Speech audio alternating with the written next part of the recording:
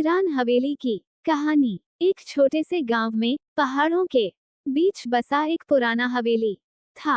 गांव के लोग कहते थे कि उस हवेली में कुछ अनहोनी घटनाएं होती थीं। रात के समय हवेली से अजीब अजीब आवाजें आती थीं, जैसे किसी के रोने की, चीखने की और दरवाजों के अचानक बंद होने की।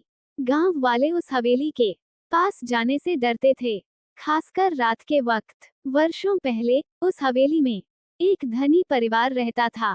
उनकी एक छोटी बेटी थी जिसका नाम निहारिका था। निहारिका बहुत प्यारी थी, लेकिन एक रात उसे अचानक गायब हो जाने की खबर फैल गई। लोग कहते थे कि उस रात हवेली में कुछ बहुत भयानक हुआ था, जिसके बाद से निहारिका कभी नहीं मिली। उसके माता पिता ने उसे बहुत ढूंढा, लेकिन असफल रहे। कुछ महीनों बाद उसके माता पिता भी हवेली छोड़कर चले गए और वह हवेली वीरान हो गई।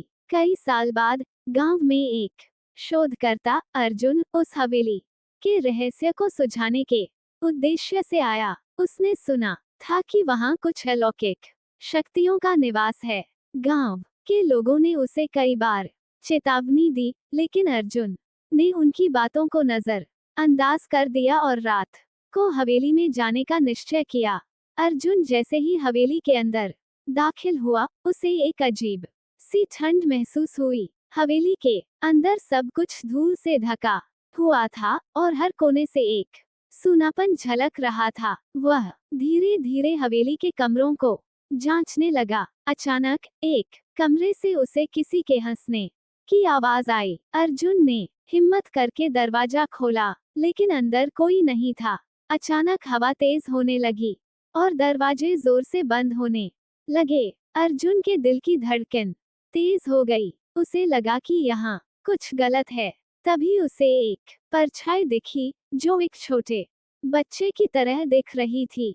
वह परछाई उसके करीब आ रही थी। अर्जुन ने देखा कि वह परछाई एक छोटी लड़की की थी, जिसकी आंखों में गहरा दुख था। वह लड़की अर्जुन से धीरे धीरे बोली, तुम्हें यहाँ नहीं आना चाहिए था। अर्जुन ने डरते हुए पूछा, तुम कौन हो? लड़की ने जवाब दिया, मैं निहारिका हूँ। मुझे इस हवेली में कैद कर दिया गया है और मैं कभी इस जगह से बाहर नहीं जा सकती। अर्जुन का शरीर कांप उठा। निहारिका ने उसे बताया कि उसके माता पिता ने उसकी बलि एक तांत्रिक अनुष्ठान में दी थी, ताकि वे अमर हो सकें। लेकिन वह अनुष्ठान असफल रहा और उसकी आत्मा उस हवेली में फंसी रह गई। वह हमेशा अपने खोए हुए बचपन और आजादी की तलाश में भटकती रहती है। अर्जुन ने मदद करने की कोशिश की, लेकिन निहारिका की आत्मा ने धीरे धीरे हवेली के बाकी भूतों को भी बुला लिया। हवेली की दीवारों से खून रिसने लगा, दरवाजे जोर जोर से धड़कने लगे और हवेली पूरी तरह जीवंत हो गई, जैसे वह अर्जुन को अपने अंदर निगलना चाहती हो। अर्जुन ने भागने की कोशिश की, लेकिन हवेली के दरवाजे बंद हो गए। अब वो खुद भी उसी हवेली का हिस्सा बन चुका था, जहां से कभी कोई बाहर नहीं जा सका। गांव वालों ने अगले दिन देखा कि हवेली में किसी नई परछाई का इजाफा हो गया था।